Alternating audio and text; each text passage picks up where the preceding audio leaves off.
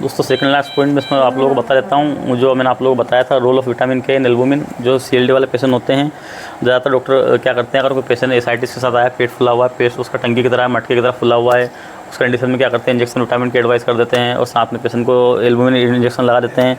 Albumin injection का भी indication है इसमें। सबसे पहले मैं आप लोगों को बताता हूँ विटामिन के बारे में। अगर कोई पेशेंट आपके पास CLD वाला इमरजेंसी में आ रहा है, अगर पेशेंट को ब्लीडिंग के साथ प्रेजेंट कर रहा है, जब हॉस्पिटल आया है, इमरजेंसी में आपका आया है, IPD OPD में जहाँ भी आया है, वो डे केयर में आया है, अगर पेशेंट एक्टिव ब्लीडिंग के साथ आपके पास आता है तो आपको उसी कंडीशन में पेशेंट को विटामिन के लगाना है, अदरवाइज़ नहीं लगाना है। अगर इसके डोजेस की बात करें तो दोस्तों 10 mg पर डे के हिसाब से हम लगाते हैं, जैसे 3 to 5 डेज लगाते हैं, IM में इंजेक्शन दिया जाता है। तो ये तो हुआ इसका इंडिकेशन विटामिन के का। अगर पेशेंट एक्टिव ब्लीडिंग के साथ आता है तो ही आपको विटामिन के देना है, अदरवाइज विटामिन के का कोई रोल नहीं है दोस्तों CLD वाले पेशेंट में। और इसका डोज 10 mg पर डे के हिसाब से होता है, 3 से 5 दिन आपको इसे देना है। और विटामिन के इंजेक्शन आप पेशेंट को दें तो उसका 48 आवर्सली आप उसका PT-INR का मॉनिटरिंग करें, क्योंकि PT-INR आपको देख कर ही इसको पेशेंट को लगवाना है। लास्ट चीज़ जो दोस्तों हमारी आती है, इसमें हम इंजेक्शन देते हैं एल्बुमिन।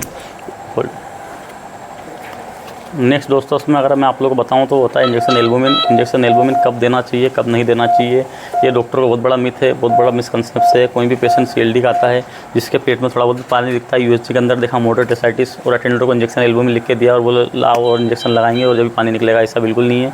इंजेक्शन एल्बुमिन के कुछ स्पेसिफिक इंडिकेशन है CLD वाले पेशेंट में, कब आपको देना है। दोस्तों अगर बात करें इंजेक्शन एल्बुमिन आपको कब लगाना है, जब आप पेशेंट का मॉडरेट अमाउंट में पेशेंट का पूरल टिपिंग कर रहे हैं, मॉडरेट वॉल्यूम में पेशेंट का पैरासिंथेसिस प्रोसीजर कर रहे हैं।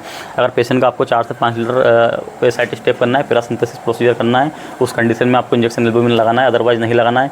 अगर पेशेंट का 500 ml या 1000 ml का राउंड एसाइटिस स्टेप कर रहे हैं तो उस कंडीशन में आपको बिल्कुल इंजेक्शन ह्यूमन एल्बुमिन नहीं लगाना है। अगर आप लार्ज वॉल्यूम में एसाइटिस स्टेप कर रहे हैं तो ही आपको लगाना है, अदरवाइज नहीं लगाना है। जैसे कि पेशेंट है हमारे पास, इस पेशेंट का लार्ज वॉल्यूम में एसाइटिस स्टेपिंग पैरासिंथेसिस प्रोसीजर कर रहे हैं, आप लोग देख सकते हैं।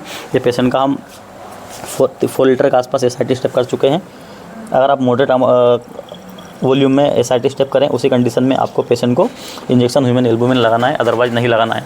ये इसका फर्स्ट इंडिकेशन है। सेकंड इंडिकेशन की अगर बात करें तो एक कंडीशन होती है, इसे हम बोलते हैं ASBP, स्पॉन्टेनियस बैक्टीरियल पेरिटोनाइटिस। अगर पेशेंट स्पॉन्टेनियस बैक्टीरियल पेरिटोनाइटिस में लैंड अप कर चुका है तो उसकी वजह से क्या होगा, पेशेंट AKI में जा सकता है, पेशेंट किडनी इंजरी हो सकती है, CKD में पेशेंट लैंड अप कर सकता है, तो उस कंडीशन में आपको लगाना है। ये 2 ही इंडिकेशन है। अगर आप फर्स्ट जो है लार्ज वॉल्यूम में आप पेशेंट का एसाइटिस स्टेप कर रहे हैं 4-5 लीटर, उस कंडीशन में आपको एल्बुमिन लगाना है। सेकंड, अगर पेशेंट सेकेंडरी बैक्टीरियल पेरिटोनाइटिस में स्पॉन्टेनियस बैक्टीरियल पेरिटोनाइटिस में लैंड अप कर गया है तो उस कंडीशन में आपको एल्बुमिन लगाना है, अदरवाइज नहीं लगाना है। फालतू में पेशेंट का अटेंडर का पैसा खर्च होगा, 4-5 हज़ार का इंजेक्शन आता है, तो आपको बेफिजूल का पेशेंट का अटेंडर का खर्चा नहीं करवाना है। तो ये 2 इसके इंडिकेशन है। तो दोस्तों ये मैंने आप लोगों को आज पूरा बताया। अगर कोई CLD का पेशेंट आपके हॉस्पिटल में IPD में OPD में आता है, फॉलोअप में आपको उसे किस तरह ट्रीट करना है, तो जो मैंने आप लोगों को बताया इस तरह से आपको उसे ट्रीट करना है। अगर आप इस तरह से पेशेंट को ट्रीट करेंगे तो आपका पेशेंट 100% ठीक होगा। अगर आप बेवजह उसे फालतू की मेडिसिन देंगे, जो नहीं देना चाहिए वो देंगे, तो पेशेंट आपका ट्रीट नहीं होगा। अगर दोस्तों हम बात करें इसके कंक्लूजन की, क्या हमें इस लेक्चर से सीखना चाहिए, क्या CLD वाले पेशेंट का सार होता है, तो दोस्तों पेशेंट का फर्स्ट जो चीज़ है मैं आप लोगों को बता दूँ, वाटर रिस्ट्रिक्शन और लो साल्ट डाइट आपको बताना है पेशेंट को। अगर वाटर रिस्ट्रिक्शन, लो साल्ट डाइट पेशेंट नहीं लेगा तो आपकी जो थेरेपी अधूरी रहेगी, पेशेंट का कोई ट्रीटमेंट काम नहीं आएगा। तो आपको हमेशा पेशेंट को बोलना है पानी कम पीना है, नमक कम लेना है और हाई प्रोटीन डाइट लेना है। ये 3 चीज़ें सबसे पहले ट्रीटमेंट से पहले आपको पेशेंट को समझाना है। सेकंड जो होती है तो दोस्तों आपको हमेशा याद रखना है, ड्रग ऑफ चॉइस जो होती है एडिमा और एसाइटिस के लिए CLD में स्पाइरोलेक्टोन है, ना कि उसमें सिप्लारेल है, ना ही फ्लोसामाइड। हमेशा आपको याद रखना है ड्रग ऑफ चॉइस CLD और एसाइटिस के लिए स्पाइरोलेक्टोन है, जिसका डोज होता है 500 mg से हम 50 mg से 400 mg तक पेशेंट को दे सकते हैं। थर्ड, अगर हम बात करें लेसिक्स, आपको हर किसी पेशेंट को नहीं देना है, हमेशा नहीं देना है। लेसिक्स के स्पेसिफिक इंडिकेशन है तभी आपको देना है। अगर आपकी स्पाइरोलेक्टोन की जो थेरेपी काम नहीं कर रही है, अगर पेशेंट को मॉडरेट एसाइटिस है, जैसे पेशेंट को बहुत ज़्यादा एसाइटिस है, पेडल एडिमा है साथ में, उसी कंडीशन में आपको इंजेक्शन लेसिक्स देना है, अदरवाइज नहीं देना है।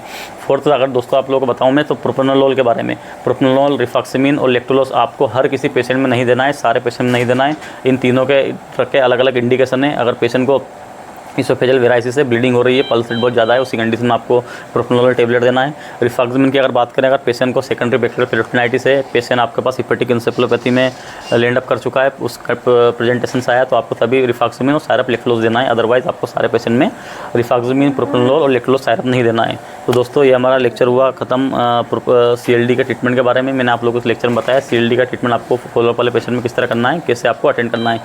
दोस्तों ये लेक्चर पूरा हुआ CLD के ट्रीटमेंट के बारे में। अगर आप लोगों को ये लेक्चर अच्छा लगा तो लेक्चर को लाइक जरूर करें और चैनल को सब्सक्राइब करना ना भूलें। Thank you.